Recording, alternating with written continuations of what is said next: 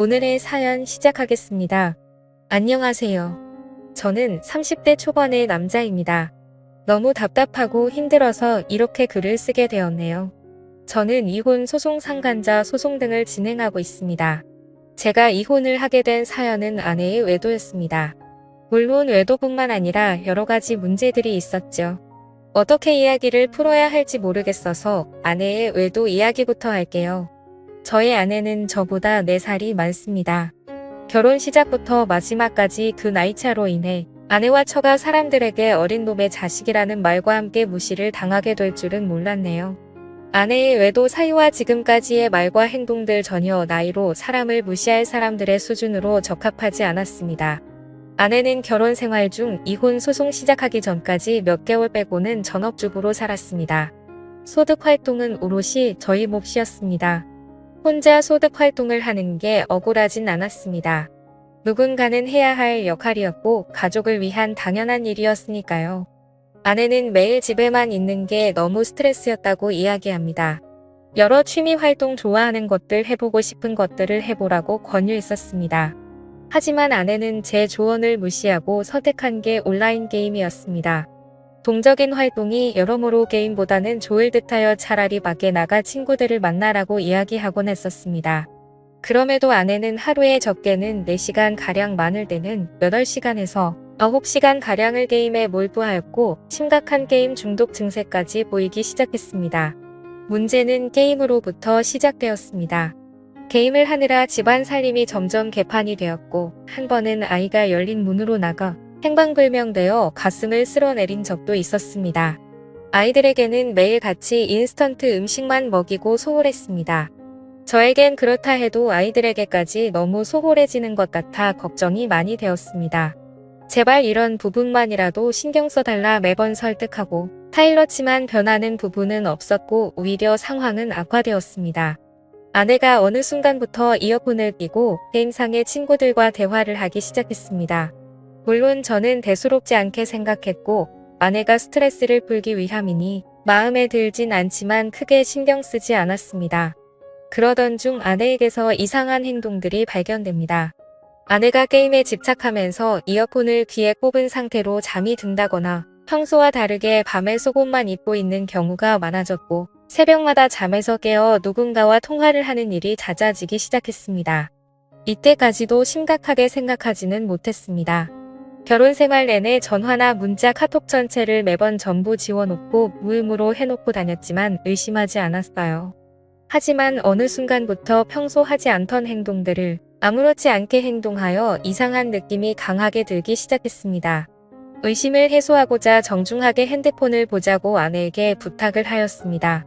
그럴 때마다 과하게 성질을 부리며 대뜸 이혼하자고 이야기하는 아내와 충돌하기가 싫어 아무런 확인도 하지 못한 채 시간이 흘렀습니다.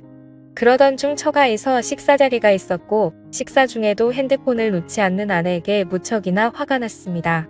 한심한 생각도 들었고 이상한 느낌이 강하게 들어 식사 자리가 끝난 후 결국 아내와 한바탕 싸우게 되었습니다. 도대체 무슨 중요한 일이 있길래 가족들과 식사 자리에서 그러고 있느냐? 요즘 너의 이상한 행동들이 너무 의심스럽다. 당당하다면 그렇게 옆에 깨고 사는 핸드폰 좀 보자라고 아내를 다그쳤습니다. 이런 저런 신랑의 끝에 아내는 체념을 한 건지 아니면 어떠한 큰 결심을 한 건지 볼 테면 보라고 핸드폰을 던져주더군요. 아내의 핸드폰을 검사하는 모습이 참 꼰대같이 느껴져 제 스스로도 한심했습니다. 하지만 아내의 핸드폰에 충격적인 내용들이 있었습니다. 보다 보니 하트 표시로 저장되어 있던 인물과 이런저런 대화를 나눈 내용이 있더군요. 내용은 사랑한다, 보고 싶다, 이혼하겠다 등의 문자 내용과 영상통화를 하며 나눈 대화를 주고받은 내용, 그리고 차마 눈뜨고 볼 수 없는 사진들까지 적나라하게 있었습니다. 이게 뭐냐고 바로 아내에게 따졌고 아내에게서 황당한 응답을 듣게 됩니다. 한마디 미안하단 말도 없이 오히려 적반하장으로 이렇게 됐으니 그냥 이혼하자고 이야기하더군요. 그냥 게임 속 작은 문화다. 실제로는 전혀 이상한 일 없는데 일처증으로 왜 사람 피곤하게 하냐고 합니다. 차라리 그냥 이혼하자며 이혼 후에는 차라리 본인도 자유롭게 살겠다며 이 생활이 너무 지치고 힘들다고 따집니다. 이혼하면 그냥 핸드폰 대화 내용 속에 그 상대와 잘해보겠다고 하면서요. 처음에는 믿기지 않았습니다. 아니, 믿고 싶지 않았지요. 한편으로 멍하기도 하고 너무 황당해서 그랬는지 오히려 아무렇지도 않은 느낌이 들었네요. 결국에는 게임으로 그 외도 상대를 만났고 그놈과 게임도 같이 하고 영상통화, 카톡, 문자, 전화 등 심지어 전화상으로 더러운 영상통화까지 했더군요. 제가 같은 집에 살고 있는데 이런 말도 안 되는 짓거리를 하고 있었습니다. 아내와는 정말 말이 안 통했습니다. 일단 전 그놈과 아내에게서 진심 어린 사과를 받고 싶었습니다. 아내의 상간남과 통화를 하게 되었습니다. 증거가 모두 있는데 본인은 전혀 알지 못하고 해당 내용은 모른다고 잡아대더군요. 이 쓰레기 같은 자식이 아직 어려서 그런지 새삼을 좀 모르는 것 같아 이러저러한 향후 절차를 말해주며 겁을 주니 실토를 합니다. 옆에 아내에게도 똑같은 질문을 물어보면 아내가 거짓말을 하는 건지 상간남과 서로 말이 맞지 않더군요. 그래서 저는 체크를 하면서 하나하나 따졌고 상황이 이상하게 돌아가는 걸 감지한 그놈은 전화를 일방적으로 끊었습니다. 전부 거짓으로 그놈과 짜고 치던 거짓말들이 적나라하게 드러나게 되었습니다. 그걸 참 그동안 바보같이 몰랐었네요. 너무 많이 믿고 살았나 봅니다. 당장 딱에 한 대 올리고 내쫓는 게 맞지만 순식간에 벌어진 일들에 대해 정리할 시간을 가져야겠다고 판단했고 아내에게 작은 기회를 주었네요. 머릿속이 복잡한 상태로 며칠이 지났습니다. 보통 다른 사람들의 경우를 보면 아내가 미안해서라도 신뢰를 다시 회복하기 힘드니 어느 이유에서든지 거절을 하더라도 자신의 잘못의 행동에 대한 죄책감이 동반되는 행동을 하는데 아내는 달랐습니다. 오히려 본인의 행동이 정당한 행동이어 조금이라도 감정 상하는 일들이 쌓이면 당연하게 가정을 내치고 외도하는 게 맞다는 기적인 논리를 주구장창 늘어놓더군요. 더불어 이 과정 중 아내는 어이없는 폭행을 저에게 수차례나 하더군요. 여자가 때려봐야 얼마나 아프겠냐마는 그때까지만 해도 다시 시작할 수 있을 거라는 바보 같은 작은 믿음에 일단 참았습니다. 그러나 흉기를 든 아내에게 상처까지 생겨버리는 일이 벌어졌습니다. 아이에게 못 볼 꼴 보이는 것 같아 근처 사는 동생네 잠깐 보내놨습니다. 저는 너무나 화가 났고 이성을 잃고 눈이 돌아간 아내에게 한순간 정이 확 떨어졌습니다. 도무지 이 여자 같이 데리고 살 사람이 아니다 판단을 하니 이후 저도 냉정을 찾게 되더군요. 그동안 작은 희망이라도 갖고 살았던 제가 참 바보 같았다는 생각이 들었고 바로 경찰을 불렀습니다. 경찰이 집까지 도착하는 와중에도 아내는 뭐가 그리 잘났는지 고래고래 소리 지르며 난리를 쳤습니다. 결국 경찰서까지 가게 되었고 아수라장 속에서 조서를 쓰게 되었습니다. 저는 무조건 아내에게 처벌을 원한다고 강력히 주장하였고 그 길로 경찰서로 나왔습니다. 아마도 폭행에 대해서는 벌금형 이상 나오기는 힘들 것 같다고 이야기를 전해 들었고 아내는 그 후로 처가에 들어가 살게 되었습니다. 이때까지도 저에게 사과 한마디 없더군요. 그리고 이 정신 나간 여자가 그 후에도 본인 SNS에 이러저런 사진들과 그 상간남 사진까지 올리며 처녀인 척을 하고 있더군요.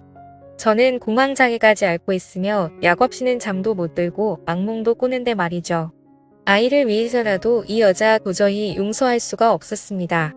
이혼 소송과 불륜 가담자에 대한 손해배상 청구까지 같이 진행하기로 했습니다. 그동안의 카톡 내용들과 사진 녹취한 음성 등 여러 자료들을 가지고 변호사를 찾았습니다. 소송을 진행했고 충분히 문제없이 원하는 대로 진행할 수 있겠다고 하는데 다만 아이가 조금 문제일 수도 있답니다. 얘 엄마가 강력히 원하면 양육권은 조금 힘들 수도 있다고 하네요. 이게 말이 되나요? 이 정신나간 여자애까지 본인이 떠안을 거라고 생각은 안 하지만 혹여나 그렇게 될까 내심 걱정을 되더군요. 하지만 저는 끝까지 해볼 것이고 양육비까지 받아낼 생각입니다. 그 와중에 장모라는 사람은 전화를 해서는 제가 문제라는 등 헛소리를 하고 장인은 저를 보면 가만두지 않겠다고 합니다. 제가 보낸 소장을 봤다면서요. 소장의 증거가 모두 첨부되어 있고 그에 대한 내용을 변호사가 정리해서 작성한 사실뿐인 내용인데도 말이죠. 맘대로 생각하시고 원하는 대로 해보셔라. 나 이제 빠꾸 없이 제대로 간다고 끊었습니다. 그에 비해 그 자식이라는 말이 딱 여기서 나온 말 같습니다. 너무나 명백한 아내의 규책 사유에 어떻게 이렇게 뻔뻔하게 나올 수 있는지 어이가 없더군요. 맘 같아서는 오히려 제가 장인을 찾아가 딸년 잘 키우라고 두들겨 패고 싶은 심정이었습니다. 아내의 그놈은 소송 중 알아보니 아내보다도 무려 13살이나 어린 놈이었습니다. 나이를 알고 나니 이 여자 알고는 있었지만 더 한심해지더군요. 13살 연하라네요. 정신 나간 이 여자 그 한계를 끝까지 보여줍니다. 이 상간놈은 경기도 모처에서 학교를 갓 졸업하고 사회복지사 일을 한다고 합니다. 어떻게 이렇게 한 가정을 파탄내고 윤리 도덕의식을 강조하는 직업을 가질 수 있는지 의문만 드네요. 이 년놈들 끝까지 타협 없이 제 남은 인생 모두 투자해 인생 망하게 해주렵니다. 못난 제 사연 끝까지 들어주셔서 감사합니다. 좋은 하루 보내시고 좋은 반려자와 평생 행복한 일만 가득하시길 바라겠습니다. 저는 오늘도 힘들지만 힘을 내보렵니다.